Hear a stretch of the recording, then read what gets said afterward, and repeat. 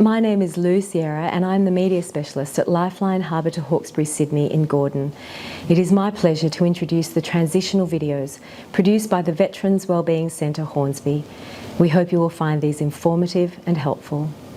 The following transitional video is an interview with Afghanistan veteran Milan at the Anzac War Memorial, Sydney. Hi, Morning, Milan. George. How are you, mate? Good, mate. Hi, how are you? Good, thanks. Welcome back to the Anzac Memorial, Hyde Park, Sydney. Thank you. This is the Vietnam exhibition I was talking about. Fabulous. So this is a temporary exhibition hall. You may remember or may have known it as the Assembly Hall. Yes, yeah. Back in the day before our centennial extension. Yeah. So what this space does is it allows us to have temporary exhibitions that tells the story about the men and women who served. So we don't tell the story about the war. No, We're telling the story about the men and women who served during the Vietnam War. As you can see, kind of following, I guess, the statues that are on the outside of the memorial. We've got the nurses. We've got some sort of flying Air Force capability. You've got the Army, but in this case here, we've got a little bit of the entertainment. And it's good too because it covers all the different facets of the Vietnam War. I think this is great. As a matter of fact, this would be a good spot for us to do our Veterans Wellbeing Centre Hornsby video on transitioning. What do you reckon? Yeah, well, I mean, the memorial itself used to do those sort of services back in the day. Okay. It was a working memorial. Now look, we're here today to do filming and we're going to talk about transitioning from the military. I got out in '96 sometime and I think you're recent since then. Can you tell me a little bit about yourself, your service and when you transitioned? So I joined in 1990. Yeah. OR, went through Kapuka, sort of went through Singleton, School of Infantry, and then allocated, as they say, to the 3rd Battalion, Royal Australian Regiment. Spent my first 10 years there, posted out, went through reserve training battalions, RMC. I went to the School of Languages, studied Thai there. And you speak Thai fluently now? So I speak Thai now. I haven't been back to Thailand in a working capacity since 2017. I'm married to a Thai. That's right, yes. So I have the opportunity to maintain colloquial, everyday chit-chat, but I guess the more formal military language and also working language. Did you get a chance to use that language skills during your service? So whilst I was in, I deployed on Chapel Gold, which is one of the Thai Australian bilateral exercises. The other one, Temple Jade, they're kind of like subunit sort of rifle company.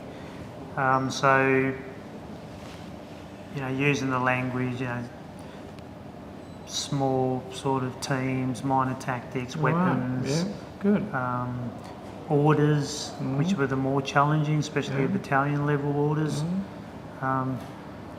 And the language we learned is the more formal language, and I mean, I guess as we do in the Australian Army. I suppose there'll be local dialects all through Thailand. Yeah, so they have. So we learn the central dialect. The government sort of, the military uses that central dialect, but when you sort of talk one-to-one, and if you're familiar with their local dialect, which I'm not, then some of them would prefer to use that. But then just, the military language, jargon, three-letter acronyms and all that sort of stuff, which I guess becomes a problem when you're transitioning. You don't get taught that at Langs, and then you sort of pick that up when you sort of work with the locals. So, how long did you spend in the military? So I did 23 years regular. I think you're still in the reserves now. So I've just put in my separation application for separation. All right, It's sort of, I noted that it's not discharge. So you It's would go on like a early call list or something? So I'm asking for a complete separation. Right, yeah. The option is there for you to go to what they call SIRCAT Service Category 2, which means you're on standby. Standby, yeah. At the moment I'm Service Category 5, which is, I guess, part-time, so regular parading. Let's jump back a few steps and talk about when you were in the regular army and then you were transitioning from there.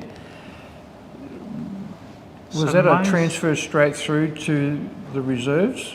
So my understanding is today they strongly encourage it. Yep. There's a certain cut-off point, I'm not sure of it, but there's a certain cut-off point where you have no option. They will put you straight into SIRCAT 2, Yep. which is that inactive, Yep. and then they can call you if they need to. But they strongly encourage you to transfer to SIRCAT 5. Did you have to have transition officers and all that kind of stuff and support officers to help you through the transition? So I guess when you're coming out of the regular service, their admin process requires you to attend the transition seminar. Yep. You know, you meet the various organisations that will assist you with your transition, or are people that you can reach out to and lean on when you've already transitioned. Okay. So, I mean, you're familiar with the transition seminars, you know, so you get around, meet and greet. The sit-down seminar is all about what you need to do to get out. Yep. And then cutting around the different stalls is all about what support there is for you out there. Did you find you were supported all through that transition period? Yeah, I think I was supported because I went to reserves. Yep. So you didn't make a complete break like... It wasn't a complete cut, so I think a lot of... Perhaps it might have been a bit easier transitioning from regular through to the reserves rather than from regular to civilian street. There was a lot of positives.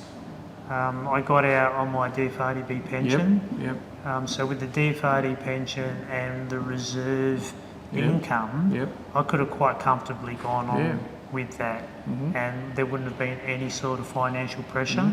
So that transition was good.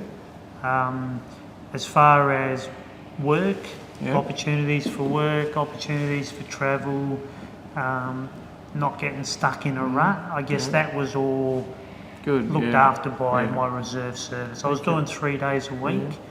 I worked directly for the operations officer, so I had a lot of flexibility. And then when I did find employment, I still maintained that reserve service. You mentioned a bit earlier that you're now applying for complete separation. Right, so how do you do that? So I filled out the standard application for transition. That's the word transition, they use. And that's what we're talking about, transitioning. And so there's a couple of, I guess, boxes in there, and I've just asked for a complete separation. So separation is going to be complete for you, and you go on this list. Now, I know as an officer, when I retired back in '96, probably just after you joined, I was put on this waiting list, if you want to call it, or on-call list, and I was on that until probably in my mid-60s, believe it or not, and each year I'd get forms sent to me to say, do you want to go on service, do you want to be available, you know. So I guess that still happens today. Yes, and I think that's what that option to go to what they're calling SIRCAT 2 is. Because all those terminologies have changed since I was in, but that's... I think what they're trying to do is give people flexibility. You know, they're saying, look, okay, was your reason to get out because, you know, you wanted to focus more time on family, or you wanted to focus time on another passion or something like that. So these different service categories, these different options of parading, you might just be able to provide a service for a course camp. You know, 2 weeks, 3 weeks, where you've satisfied that minimum 20 days. So I think what they're trying to do is just maintain that flexibility. Well done. Thank you, Milan, for giving me an insight into your military career and your reserve career. Sounds very exciting, and I wish you all the best for the future with your separation. And I think the transition information you give me will be very valuable to the Veterans Wellbeing Centre transition video. So thank you very much, Thanks, Milan. George. It's always a pleasure. Nice to be with you, and thank you for your support.